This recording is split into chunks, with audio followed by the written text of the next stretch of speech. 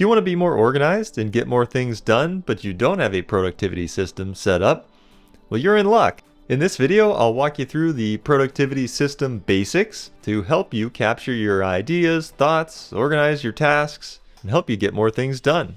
Hey, I'm Bill. I'm a mechanical engineer and project manager, bringing my professional productivity skills to YouTube and using them to help run this channel and help other people build their productivity systems as well. I focus on tech and all things surrounding it, including applications and various systems that help you live a more efficient and effective life. I'm going to try to make this as platform agnostic as possible.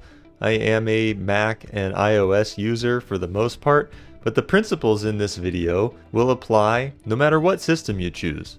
This process is just as executable on a Chromebook as it is on a Windows PC, and of course Mac and iOS. So what are the three basic things you need to get started? Number one, a Notes app. The Notes app is the central hub of the entire productivity system. This is where everything lives. Number two is a calendar app to help you organize your appointments and schedule events. And number three is a ToDo app, where you can add in all of your tasks that you have to do and schedule dates, filter by priority, add tags, assign to a project, and more. These three things create the foundation of the productivity system. Now, a side note, I left email off the list because I really despise managing email, though it is an important part of the productivity system because it's a communication method that can spawn new tasks, new events, new meetings.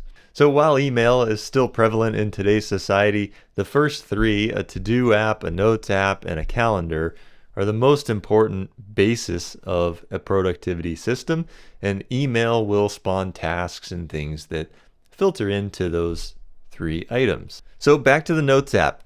Anytime you think of something worth keeping, it goes in the Notes app. Do you have a favorite recipe? It goes in your Notes app. If you're working on a project or taking a class, it goes in your Notes app. Found a good book and want to take some notes or remember some highlights? Goes in your Notes app. Like I said, this is the primary hub of your productivity system. Now, there are many ways to organize a Notes app. I chose the PARA method from Tiago Forte, which stands for Projects, Areas, Resources, and Archives. I won't go into much detail in that in this video, as this is basics of understanding what you need to get started, but you can think of those as folders within your Notes app where you store different things. Likely, if you're just getting started, you might just have an inbox folder to brain dump items into the Notes app. We'll set up a process at the end of the video to help manage all this chaos, but for now, let chaos reign. It will take time to figure out what system you want to use, and these systems exist as just frameworks, so you'll have to add and modify and remove things from these systems, and it will take some time to figure out what app you want to use, what structure you want to use, and so on. Getting started is the first step, so picking a Notes app and trying to stick with it for at least 30 days is the advice that I would give. That 30-day mark should give you enough time to realize what works, what doesn't work, what you like, what you don't like, and gives you a little bit of freedom within the app to explore and set it up the way that works for you. Here's just a few examples. I keep a personal journal in my Notes app, so there's a folder called Journal. I have a folder for health-related items like notes from doctor's appointments or different workout routines that I like doing. I also keep a finance folder to manage things like how do I want to save for the future, what is my investment strategy, and so on. By now I think you get the importance of the Notes app. Offload your brain, get it into an app where you know where it's going to be, where these things are searchable and can be referenced at any point in time. All right, moving on to the calendar. Now, my personal life isn't really run out of a calendar like my work life is. So I put this as second. Most of my personal work is in my Notes app. My personal calendar is really just different appointments. Do I have a doctor's appointment? Do I have to take the dog somewhere? So on and so forth. So I use the calendar to get a high-level view of my schedule for the week. Where can I fit things in? Where can tasks go? to make sure that I have the time to accomplish the goals that I'm looking to accomplish throughout the week. Now, one caveat here is I've discovered over the years that I really like my to-do list and my calendar to show up in the same place. Now, there's a couple of different ways you could do this.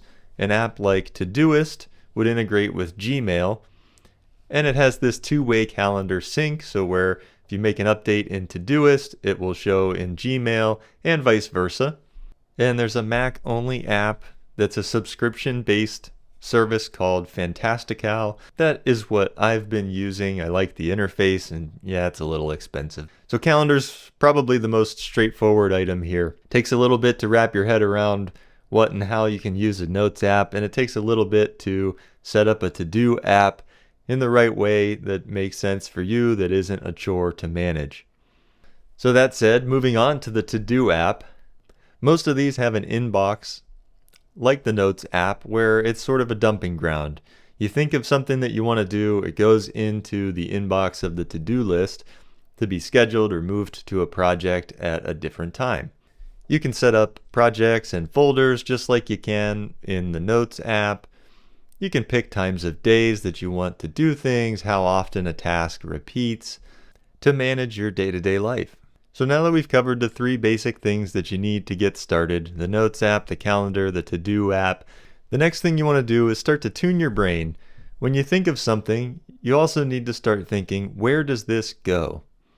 If it's a thought or something that you want to journal or meditate on, toss it in your Notes app. Is it an appointment or an event? Then it goes in the calendar. Is this something that you need to do, either now or sometime in the future? It goes in the ToDo app. I think that's as simple as we can make this process to get started. And that's a great way to start thinking about emails when they come in. Are you going to take action on it? Is it an event that you need to put in your calendar? Is it information that you'll need to reference in the future? If it's not, then you can archive it or delete it. Your choice. Now that you have these three things set up, let's go over the actual process to help you manage these items. It's going to be tough to get started, and there's going to be a little bit of friction when you do get started, and just like any other habit, it's going to take time before it becomes second nature. So the process that I think goes best with starting for beginners would be a weekly review. It takes a small enough amount of time that it's not overwhelming, but the impact that the weekly review has is a sense of calm and clarity for the week, at least for me. Low time commitment, big impact. And mine looks something like this. Number one on the list is clear desktop and downloads. This is also adapted from a Tiago Forte weekly review style. I added a few things in that I like myself. I picked clearing desktop and downloads as number one because I store a lot of things on my desktop throughout the week that really need to get filtered into the right home at the end of the week. So this gets my mind in sort of an organizational method and primed for the rest of the weekly review. You can kind of think about this like cleaning up your desk before you would sit down to do work. So you left your coffee cup from the morning or your drink from the night before, whatever. You want to take that downstairs to the sink, clear up all the clutter, put things in their places before you sit down and start working. This is effectively what cleaning up the desktop and clearing out the downloads folder does. Gets the cobwebs out of your brain, gets things turned on. Okay, productivity mode, let's go. Number two is clearing my email inbox because, like I said before, email can sometimes generate appointments or tasks or other items to be processed into your Notes app. I have Gmail set up with keyboard shortcuts to label things and archive and delete easily. And I tend to only do this on a desktop. It's a little bit painful for me to do email management on a phone or the iPad just because I'm so used to the keyboard shortcuts and they provide so much benefit in terms of time savings to me. Number three, I clear out my Readwise inbox. I use a service called Readwise to save highlights from books via Kindle. And I also use their Read It Later app called Reader. So throughout the week, I'll dump articles or even YouTube videos sometimes in there.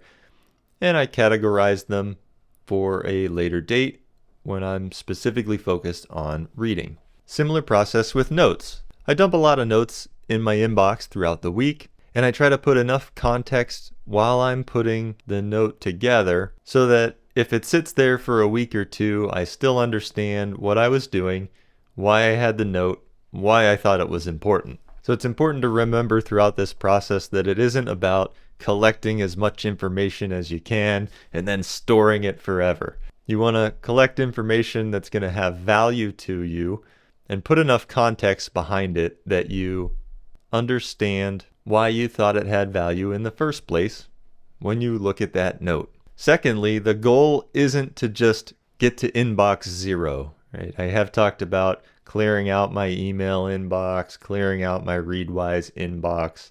Really, the first 3 steps is kind of cutting the clutter, right? If I've saved something that I think is going to be important, then yes, I want to save it. But if there's items in my email inbox that I'm not going to need and I'm never going to reference, then they get deleted. I don't want to think about it. I don't want to store them. Same thing with the Notes app. I want to store information that's valuable to me that I can use at a later date on a project or a various area in my life. I also go through and review notes that I had worked on throughout the week. So here, I'll use this YouTube channel as an example, right? I typically, when I come up with an idea, hey, I want to make a video about a productivity system for beginners. So guess what there is in my Notes app? There's a note called Productivity System for Beginners. It has some title ideas. If I'm browsing YouTube and I see a good thumbnail, I'll throw a thumbnail idea in there. I tend to write out what the first couple lines are going to be. Sometimes I'll write out the full video. It helps me to get my thoughts out. I don't necessarily read off of the script the entire way, but getting my thoughts out of here's how I want to structure the video. Let's talk about the first 3 things. Then let's talk about the process, and then let's wrap up. For the calendar, I tend to look back 1 week and forward about 2 weeks, just to make sure there's no conflicts out there. I have my calendar and my wife's calendar that can come up at the same time. I have all of my to-do list tasks that show up at the same time. So the calendar is kind of like a 30,000 foot view. What do I have going on this week to make sure that I don't miss anything? And lets me think about the schedule for the week. When can I spend time editing? When can I spend time filming a video? When do I want to spend time writing a video? And lastly is tasks. Now, it's taken me a long time, a really long time, and many to-do list applications before I found one that really works for me. And this process is kind of on autopilot for me now at this point. I have a lot of recurring tasks set up, and I don't necessarily plan things out for, say, this YouTube channel in a way that's like film a video on Monday, make a short on Tuesday, edit them all on Wednesday, post them on Thursday. I actually keep a lot of freedom in this process for myself. Yeah, I have to do those tasks, so they are kind of in there. None of them really get scheduled. I have a video idea. I have a template that shows, hey, come up with a title, come up with a thumbnail, write some thoughts down, film the video, edit the video, post the video. I don't really ever schedule these out. I don't like the rigidity of that with this specific process in terms of editing videos. Feels a little bit too limiting and a little bit too much like I'm letting the project manager in myself control my creative side. Kind of the whole point of this for me is to let the creativity flow rather than try to structure it in a way that's very business-like and corporate. So this whole weekly review process takes maybe 20 minutes, 30 minutes. I might get interrupted during it. I tend to get a few of these things done, go do something else for a few minutes, come back, get a few more of these things done. So I also don't really schedule myself out a time block for the weekly review. But like I said, this gives me such a sense of clarity for the week. It offloads my brain, gets things down into a system that I know is going to have the information that I need. If I need to look something up, it's a few clicks or a few taps away, and I don't have to think about it. This lets me focus on the highest impact items first throughout the week. If there are lower impact items that are less urgent and maybe nice to do, not must do's throughout the week. They can fall off the list, they can get rescheduled. It's not the end of the world if those items don't get done. So now you have a framework to work off of. You want to go grab a notes app, a calendar app, a to-do app, and whatever email client you feel like using. Pull these things together, start playing around with them, make some folders, make some projects, make some areas, get your thoughts into the notes app, maybe set up a few recurring tasks, and start the weekly review process. There's been plenty of times where I've missed the weekly review process, my week's a little bit chaotic, and then the next weekend, if I sit down and I do this on a Sunday morning, the week just tends to go more smoothly. So if you're interested in what notes app I use, it's Apple Notes. I have a video on that. You can go check it out in more detail about how I use it, how I structure it to give you more information. And you can stay tuned for another video coming up on the specific apps that I use for each one of these items in the system. We'll go over the to-do app of choice, we'll go over my calendar, and we'll go over my notes app as well as what email client I use and how I have it set up. Thanks for watching. Catch you later.